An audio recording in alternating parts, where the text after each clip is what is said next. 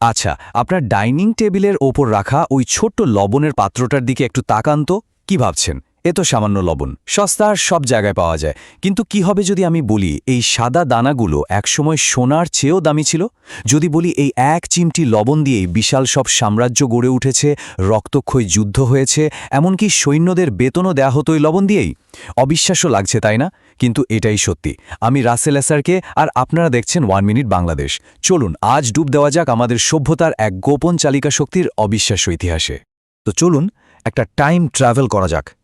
ফিরে যাই হাজার হাজার বছর আগে, যখন কোনো শহর ছিল না, সভ্যতা ছিল না, মানুষ তখন প্রকৃতির অংশ। ঠিক তখন থেকে কিন্তু লবণের সাথে আমাদের এক অদ্ভুত আর জুদাই নাপাজোর সম্পর্ক। দেখুন, প্রত্যেকটা জীবন্ত প্রাণীর বেঁচে থাকার জন্য লবণ ছাড়া চলেই না। এই লবণই আমাদের মস্তিষ্ক থেকে মাংসপেশিতে সিগন্যাল পাঠাতে সাহায্য করে, আমাদের হার্টবিটকে একটা নির্দিষ্ট ছন্দে রাখে। আমাদের পূর্বপুরুষরা হয়তো এর পেছনে সায়েন্সটা জানত না, কিন্তু তাদের শরীর ঠিকই জানত। তাই লবণ খাওয়ার যে একটা তীব্র ইচ্ছা তাদের মধ্যে কাজ করত, সেটা ছিল আসলে প্রকৃতিরই একটা সিগন্যাল, একটা অদৃশ্য প্রয়োজন। কিন্তু প্রশ্ন হল, তারা এই লবণ খুঁজে পেত কিভাবে? বুদ্ধিটা কিন্তু দারুণ। তারা পশুদের ফলো করত। তারা দেখত জঙ্গলের হরিণ বা অন্যান্য পশুরা নির্দিষ্ট কিছু জায়গায় মাটি বা পাথর চাটছে। এই জায়গাগুলোকেই বলা হয় সল্ট লেক। আর পশুদের দেখেই মানুষ প্রথম প্রকৃতির এই গুপ্তধনের খোঁজ পায়।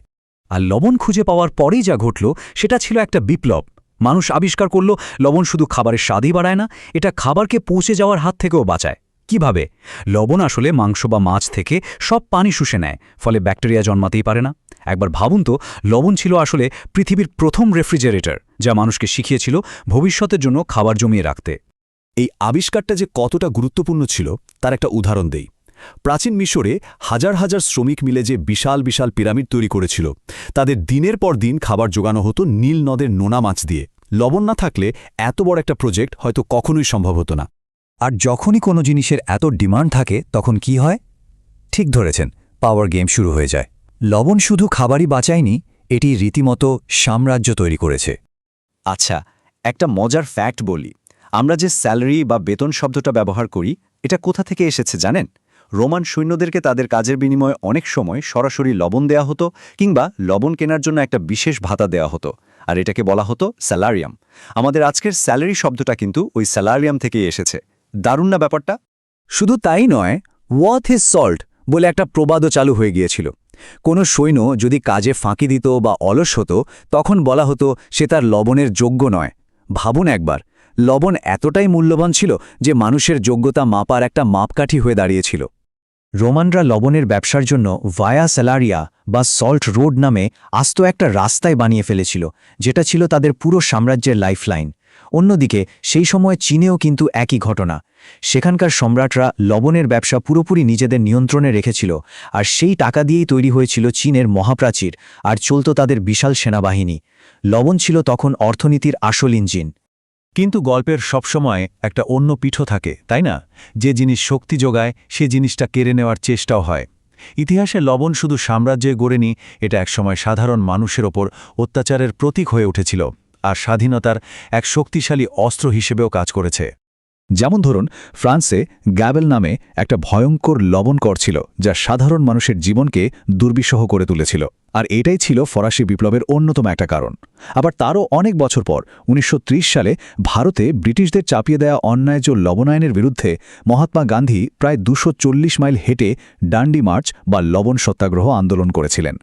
গান্ধীর সমুদ্রের পাড় থেকে ওই এক চিমটি লবণ তুলে নেওয়া দেখতে খুব সাধারণ মনে হলেও এটা ছিল ব্রিটিশ সাম্রাজ্যের ভিত নাড়িয়ে দেওয়ার মতো একটা কাজ। এটা ছিল অহিংস প্রতিবাদের এক অসাধারণ প্রতীক। তিনি দেখিয়েছিলেন যে লবণ প্রকৃতির দান, এটা কোনো সরকার সাধারণ মানুষের কাছ থেকে কেড়ে নিতে পারে না। তো ইতিহাস তো অনেক হলো, চলুন এবার বর্তমানে ফিরে আসি। লবণ এখন আর সোনার মতো দামি নয়, ঠিক, কিন্তু এর গুরুত্ব কি কমে গেছে? না, একদমই না। বরং এর ব্যবহার এখন এতটাই ছড়িয়ে পড়েছে যে আমরা হয়তো তা কল্পনাও করতে পারি না। আচ্ছা, একটা প্রশ্ন করি, আপনাদের কি মনে হয় এখনকার দিনে পৃথিবীতে যত লবণ তৈরি হয় তার বেশিরভাগ কি কাজে লাগে? নিশ্চয়ই ভাবছেন খানেকে লিয়ে। কিন্তু আসল উত্তরটা শুনলে আপনারা সত্যি চমকে যাবেন। আমরা খাবারের জন্য পৃথিবীর মোট লবণের মাত্রা ৬% ব্যবহার করি, 6%। তাহলে বাকিটা কোথায় যায়? প্রায় 17% লবণ ব্যবহার হয় শীতের দেশে রাস্তা থেকে বরফ গলানোর জন্য, আর সবচেয়ে বড় অংশ প্রায় অর্ধেক ব্যবহৃত হয় বিভিন্ন ইন্ডাস্ট্রিয়াল কেমিক্যাল বানাতে। ভাবা যায়?